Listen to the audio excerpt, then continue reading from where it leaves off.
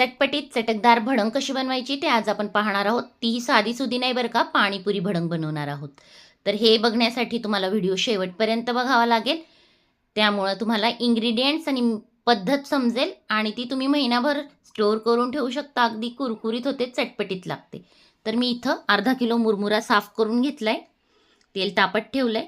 1 cup शेंगदाणे घेतलेत, 1 खोबऱ्याची वाटीचे काप करून घेतलेत, अर्धी गड्डी पुदिना घेतलाय, अर्धी गड्डी कोथिंबीर घेतली आणि 10 ते 12 हिरव्या मिरच्या आणि भरपूर सारा कढीपत्ता घेतलाय. तर इथं तेल तापलंय. एक स्टेनर घेऊन आपण हे शेंगदाणे एकसारखे हलवत लालसर रंगावर तळून घ्यायचे. शेंगदाणे जर डायरेक्ट कढईत टाकलेत तर ते काढायला आपल्याला प्रॉब्लेम होतो. त्यामुळे हे असले चाळणीत घेऊन तुम्ही छान मस्त तळून घेऊ शकतात. अगदी एकसारखं हलवत आपल्याला हे लालसर रंगावर तळून घ्यायचे. तर इथं आपले शेंगदाणे तळून झाले, निथळून घेऊन आपण काढून घेऊया एका भांड्यात. आता खोबऱ्याचे काप तळून घ्यायचे. तर फुल फ्लेमवरच हे आपल्याला हलवत व्यवस्थित तळून घ्यायचे. हे लगेचच लाल होतात, तेही मी काढून घेते. आता आपल्याला पुदिना तळून घ्यायचा आहे. छान कुरकुरीत होईस्तोवर तळून घ्यायचा आहे फुल फ्लेमवर, या पद्धतीने हलवत. ह्याने खूप छान फ्लेवर येतो आपल्या भडंगला. त्याचप्रकारे मी कोथिंबीर सुद्धा तळून घेते. टेस्ट आणि कलर दोन्ही छान येतात कोथिंबीर, पुदिना आणि कढीपत्त्याने. आता कढीपत्ता सुद्धा मी त्याच पद्धतीने तळून घेते.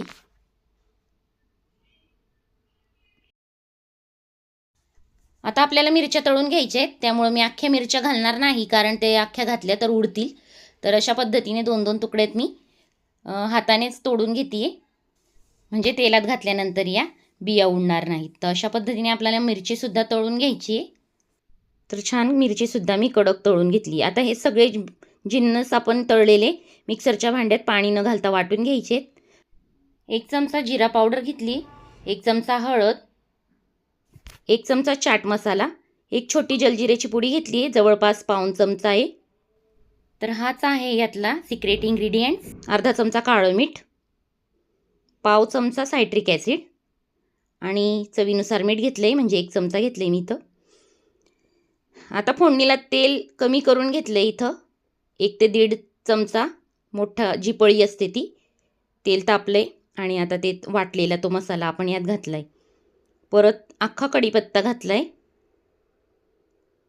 आणि हे जे मसाले काढले होते सुके, ते मसाले यात घातले. 5 मिनटं छान फुल फ्लेमवर एकसारखं परतून घ्यायचंय. आणि आता हे मुरमुऱ्यात मी ओतून दिले. मुरमुऱ्याची कढई मी गॅसवर ठेवली आहे. अगदी लो फ्लेमवर आपल्याला हे कढई गॅसवर ठेवून परतून घ्यायचे अशा पद्धतीने. आता यात घातली मी 250 ग्रॅम शेव, 2 चमचे पिठी साखर घालणार आहोत, याने टेस्ट खूप छान लागते. जो चाट मसाला आणि सायट्रिक ॲसिड घातले त्याला बॅलन्स करते साखर. आता इथं खोबरं आणि शेंगदाणे घालून घेतले, तेही व्यवस्थित मिक्स करून घ्यायचे. गॅस ऑफ केलाय आणि आपले मुरमुरेही छान असे कोट झालेत, व्यवस्थित मिक्स झालेत. तर अशा पद्धतीने कुरकुरीत अगदी चटकदार चटपटीत आपली भडंग तयार झाली आहे. भरपूर पुदिना आणि चटकदार मसाल्यांमुळे ह्याला अगदी पाणीपुरीची टेस्ट येते. तर चटपटीत चटकदार भडंग बनवून बघा, तुम्हालाही आवडेल. लहान मोठे आवडीने खातील. महिनाभर तुम्ही एअरटाईट कंटेनरमध्ये स्टोअर करू शकता. व्हिडिओ आवडला असेल तर लाईक करा, शेअर करा. चॅनलवर नवीन असाल तर चॅनलला सबस्क्राईब करायला विसरू नका. पुन्हा भेटूया अशाच नवीन व्हिडिओत नवीन रेसिपीसोबत. तोपर्यंत बाय.